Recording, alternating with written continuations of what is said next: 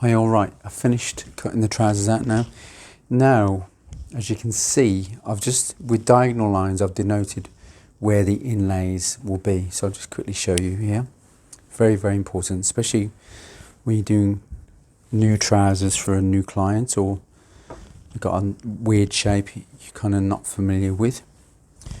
See here. So here's the inlay. An extra inch on top of your waist for both top side and underside. You can see it's an extra inch. There's the original there, the line there. So that will be stitched one seam inside that line. So now I'm going to thread mark all around this. On the back seat seam, always, for every pair of trousers or whatever you're going to make, always leave an inlay. I put this 1.5 inches. It's usually about 1.25 inches to 1.5 inches. And as you come down, you want to come back into that seam. This is why we cut in the Bespoke, we leave a seam in. So this line, when we cut this out, you see me draft this out. This line I drafted on here, that's my sewing line. This is my sewing line. So you have to add your seam allowance on top of that, plus your inlay. So this will always stay with the client. So if it gains weight, you let it out, as simple as that. Now, we always leave an inlay. Some tailors don't, but I always do. I always leave it in on the inside back leg. So this is the underside now, the back. So the inside here, inside leg, I always leave an inlay. Now sometimes I'll leave an inlay just down to the knee. So it will finish at the knee at an angle, and that'll be cut. Everything else will be flush the way you've cut it. But for these pair of trousers, I'm leaving an inlay all the way down to the hem.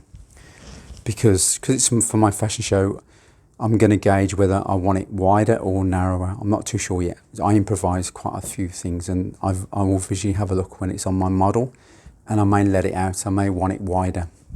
Let's see. So I always leave an inlay anyway. Afterwards, you can trim that off down to your knee, and that will be permanent, that inlay still. 1 second. I had a tickle in my throat, sorry about that, to get some water. So, you leave an inlay down to the knee. There's your knee. Remember, we've notched it in blue there on that white stripe, because when we're going to stitch up, we're going to use this as our guide for the top side as well. But in this instance, I'll put the inlay all the way down the side seam to the hem. Afterwards, I can trim that off. Once I get the width I want, that can be trimmed off to the knee. That will always stay, because sometimes you may have to, if someone gains a bit of weight around the thigh, their seat area, you've got this to let out. So that's very vitally important there. And you always leave an inlay when you cut them out on your hem. You can see that will be trimmed off. Usually it's about 1.5 inches. Some tailors will leave 2 inches off. This is 2.5 inches extra, so that'll be trimmed down anyway.